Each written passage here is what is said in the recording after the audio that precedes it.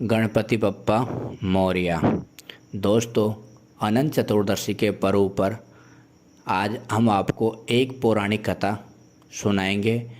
कहते हैं कि ये कथा भगवान गणेश जी को बहुत अत्यधिक प्रिय थी। जो भक्त आज के दिन इस कथा को पूरी सुनेगा उसके मन की हर इच्छा पूरी होगी और इस कथा को अधूरी छोड़ने पर भगवान गणेश जी का अपमान होगा। तो दोस्तों, आप भगवान गणेश जी सबके प्रिय हैं।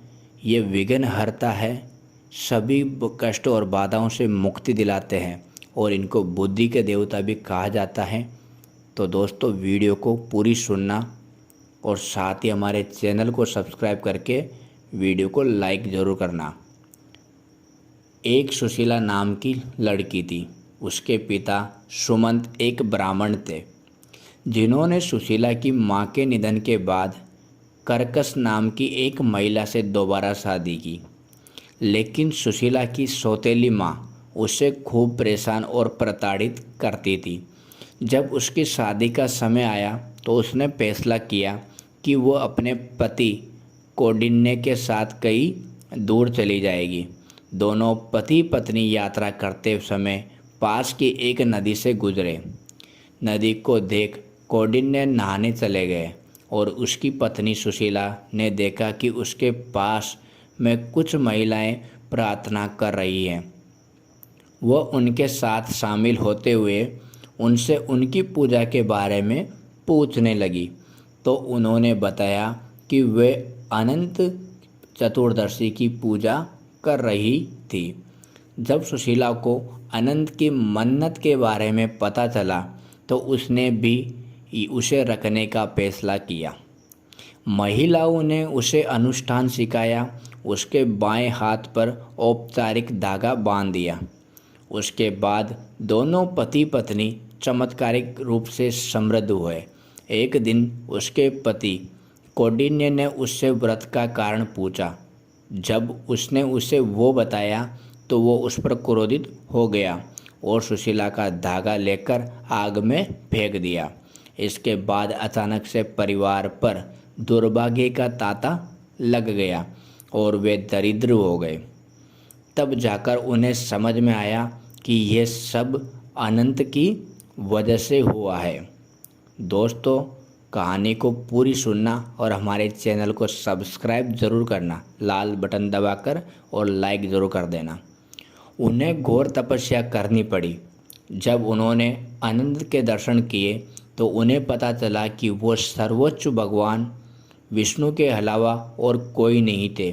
इसके अलावा अनंत ने उनसे ये भी वादा किया कि यदि कौंडिन्य व्रत रखकर उसे पूरा करता है तो 14 साल के अंत में उसे सफलतापूर्वक धन, संतान और खुशी प्राप्त होगी। उसने ऐसा ही किया और सुशीला के साथ खुशी से जीवन व्यतीत करने लगा। अनंत चतुर्दशी वाले दिन गणेश चतुर्थी का समापन होता है। भगवान गणेश जी की मूर्ति को विसर्जन के लिए पास के जलाशय जैसे झील, नदी या समुद्र में ले जाया जाता है। इस दिन जिन लोगों ने भगवान गणेश को अपने घरों में आमंत्रित किया था, वो मूर्ति को पानी से भर देने के उद्देश्य से रंग बिरंगे जुलूसों को निकालते हुए ले जाते हैं, जिनमें ये लोगों को शुद्ध देवत्व में नाचते हुए देखा जा सकता है। ये नज़ारा मंत्रमुग्ध करने वाला होता है। तभी हर वर्ष गणपति के आगमन के लिए भक्ति और श्रद्धा से अभिभूत लोग उत्साहित रहते हैं।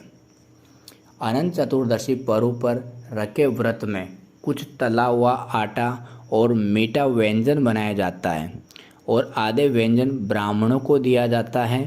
फिर दरबार नामक पवित्र घास से एक नाग बनाया जाता है और पूजा के लिए बांस से बनी एक टोकरी में रखा जाता है।